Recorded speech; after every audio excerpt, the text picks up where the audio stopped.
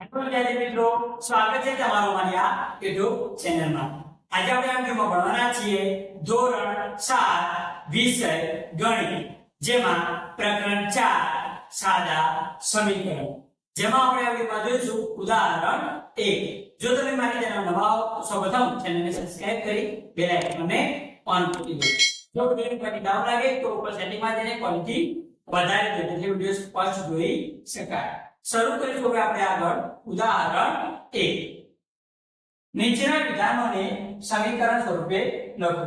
એટલે આપણે 4 વિધાનો આપેલા છે। આ વિધાનોને આપણે સમીકરણ સ્વરૂપે લખવાના છે। તો જોઈએ આપણે પહેલું વિધાન, x ના 3 ગણા અને 11 નો સરવાળો 32 છે। x ના કેટલા ગણા? 3 ગણા અને 11, આ બંનેનો સરવાળો કેટલો?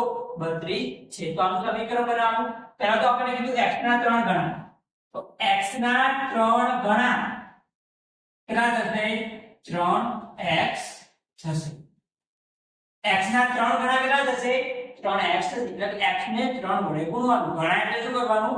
ગુણવાનું। x ને 3 વડે ગુણવું તો 3x થશે।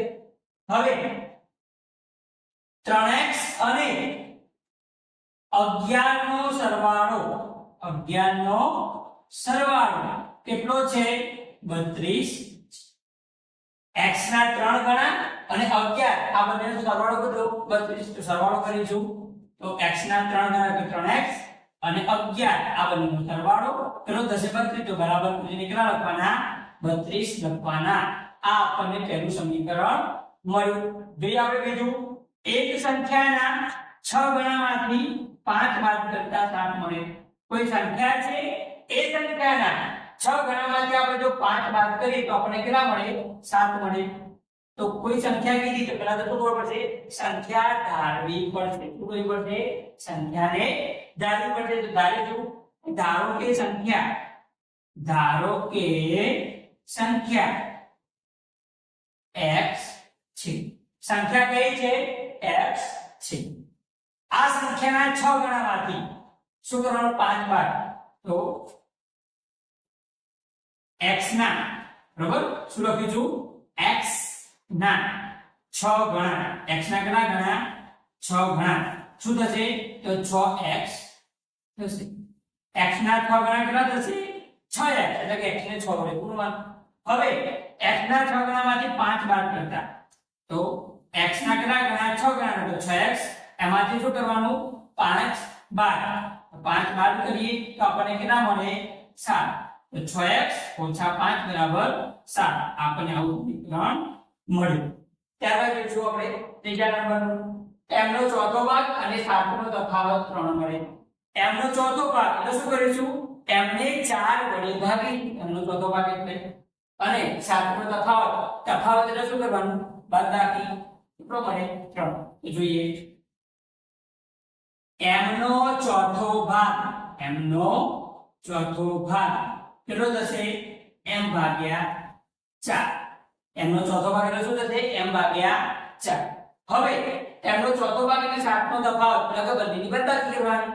તો m નો ચોથો ભાગ અને 7 નો તફાવત કેટલો મળે? 3 મળે, એવું કીધું। તો શું કરીશું? m નો ચોથો ભાગ, એમાંથી 7 શું કરવાના? બાદ, તફાવત એટલે બાદબાકી કરવાની। કેટલો મળે? 3। તો આપણને સમીકરણ મળ્યું m ભાગ્યા 4 ઓછા 7 બરાબર 3। જોશો હવે છેલ્લું આપણે, એક સંખ્યાના ત્રીજા ભાગમાં 5 ઉમેરતા 8 મળે। કોઈ સંખ્યા છે, એના ત્રીજા ભાગમાં કેટલા ઉમેરવાના? 5, તો આપણને કેટલા મળે? 8 મળે। તો કોઈ સંખ્યા કીધી તો પહેલા શું કરવાનું? ધારવાનું, કે ધારો કે સંખ્યા x છે। શું ધાર્યું? ધારો કે સંખ્યા x છે। હવે એ સંખ્યાના ત્રીજા ભાગમાં શું કીધું? ત્રીજો ભાગ, તો x નો ત્રીજો ભાગ, x નો ત્રીજો ભાગ શું થશે? x ભાગ્યા 3 થશે। કેટલો થશે? x ભાગ્યા 3। હવે આમાં શું ઉમેરવાનું? 5 ઉમેરવાનું, કે સરવાળો કરવાનો। x ભાગ્યા 3 માં 5 ઉમેરતા કેટલા મળે? 8 મળે। એટલે કે x ભાગ્યા 3 વત્તા 5 બરાબર કેટલા મળે 8 મળે તો આપણો જવાબ મળે આ રીતે આપણે ઉદાહરણ 1 જોયું જો તમને વિડિયો ગમ્યો હોય તો વિડિયોને લાઈક કરો આ વિડિયો તમારા મિત્રોને શેર કરો અને મારી ચેનલને સબસ્ક્રાઇબ કરી બેલ આઇકન ઓન કરી દો